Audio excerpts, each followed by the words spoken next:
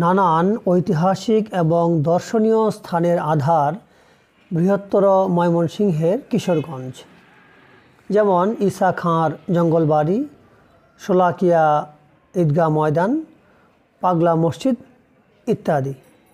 এই সকল ঐতিহাসিক স্থাপনাসমূহের মধ্যে পাগলা মসজিদ অন্যতম।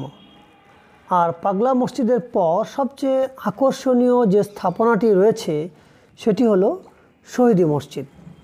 আসুন জানা যাক মসজিদটির নাম কেন শহীদি মসজিদ হলো। 1940 সালের কথা। কিশোরগঞ্জের প্রাণকেন্দ্রে স্টেশন রোডে ছিল একটি নাম না জানা মসজিদ। তখন নামাজের সময় চলছিল, অন্যদিকে স্থানীয় সনাতন ধর্মাবলম্বীরা পূজার শোভাযাত্রায় ঢোল ডাগর বাজিয়ে চলছিল। ইবাদতরত মুসল্লিরা নামাজ চলাকালীন সময়ে বাদ্য বন্ধ রাখার অনুরোধ জানান, কিন্তু সনাতন ধর্মাবলম্বীরা নারাজ। ফলে অবস্থা সংঘর্ষের দিকে এগিয়ে যায়। এই অবস্থায় তৎকালীন ব্রিটিশ শাসকরা এলাকায় গুর্খা সেনা মোতায়েন করে। স্থানীয়দের মতে ওই সেনারা মুসলিমদের উপর আগে থেকেই ক্ষেপেছিল।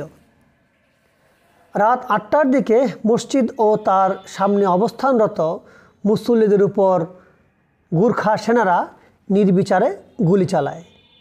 ফলে 4 জন মুসল্লি শহীদ হয়ে যান, আহত হন বেশ কয়েকজন। এই খবর সারা দেশে ছড়িয়ে পড়ে। দেশের বিভিন্ন প্রান্ত থেকে ছুটে আসেন ধর্মীয় ও রাজনৈতিক নেতৃবৃন্দ। তখন উপস্থিত উলামায়ে কেরাম মসজিদটিকে শহীদ মসজিদ নাম দেন। এখনও মসজিদের প্রাচীন স্তম্ভগুলোর গায়ে 85 বছর পূর্বে ছোড়া গুলির ক্ষতস্থান সুস্পষ্ট। শহীদি মসজিদের মূল স্থাপনাটি কবে তৈরি হয়েছে এ ব্যাপারে পরিষ্কার ধারণা নেই।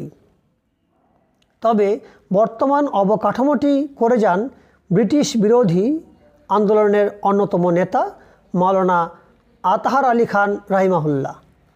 সিলেটে জন্ম নেওয়া দেওবন্দি এই আলেম 1938 সালে কিশোরগঞ্জ আসেন। তখন তিনি মসজিদটিকে আধুনিক করার উদ্যোগ গ্রহণ করেন এবং মসজিদের দক্ষিণ পূর্ব কোণে একটি সুউচ্চ মিনারের ভিত্তিপ্রস্তর স্থাপন করেন। সেই সঙ্গে আরও কিছু সংস্কার করেন। 3 তলা বিশিষ্ট মসজিদটিতে একসঙ্গে অন্তত 1,500 মানুষ একত্রে নামাজ আদায় করতে পারেন।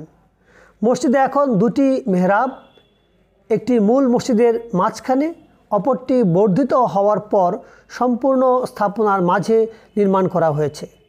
দ্বিতীয় মেহরাব থেকেই বর্তমানে জুমার নামাজের খুতবা সহ 5 ওয়াক্ত নামাজ পরিচালনা করা হয়। তো আশা করি আপনারাও সময় সুযোগ করে এই মসজিদটিতে ভ্রমণ করে আসবেন এবং 2 রাকাত সালাত আদায় করবেন। সে পর্যন্ত আল্লাহ হাফেজ।